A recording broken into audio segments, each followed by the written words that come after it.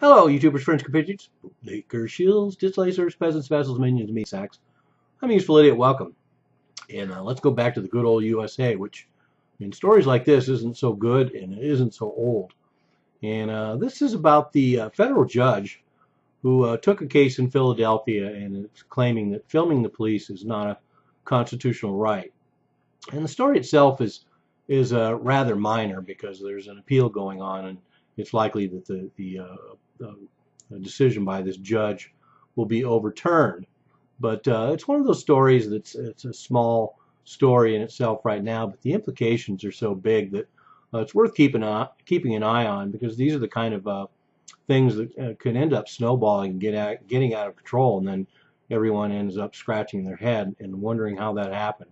For example, if this case ever went to the Supreme Court and it was decided that there is no constitutional protection to film police, then it's going to be a major victory for the state and the handlers.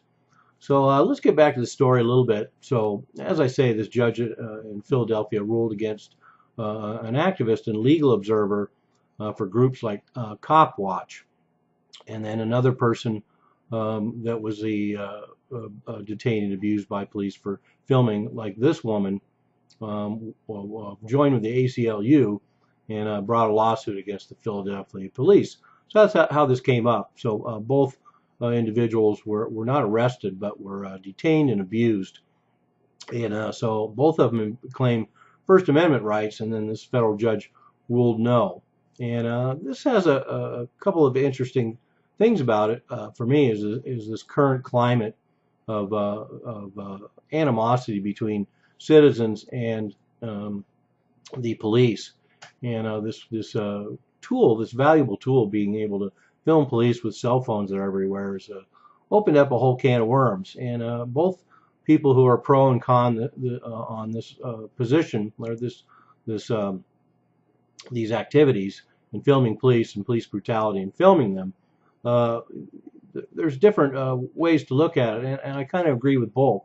You know, some people say, well, all these being able to film these and posting them amplifies how many bad incidents there really are out there and makes the police look bad. But I tend to lean the other way, where we're only seeing a small portion of activities filmed, and it shows a much larger problem for everyone that's filmed and posted in public. There has to be dozens, if not hundreds more of these cases. That seems to be the trend. But that said, so we have this current climate. Then we also have this activist decision. And I've talked about this before, the interpretation of the Constitution, and the interpretation of what citizens' rights are, and the fact that a lot of the court systems, because of a lot of partisan appointments, become activists. And so we end up with these decisions that are pretty nutty, and don't really have anything to do with legality, protecting citizens' rights. It becomes another battleground for political gain. And like I say, the biggest part of that is it indicates, once again, the court systems are just as co-opted and captured as a lot of other parts of the government and our legal systems. So it gets pretty astounding, because you look at what the judge actually said. The judge ruled that neither, quote, explicitly said out loud that they were filming the police with the intention of being critical of or challenging the government, unquote. And he went on to restate that same idea over and over, so it wasn't a misquote. This whole idea that people need to, before they film police, they have to declare that they are doing it to intentionally be critical of and challenge the government and its agents. That's astounding for me to hear that. And the fact that a judge can be at a bench and make a decision like that and use that kind of language is really pretty astounding.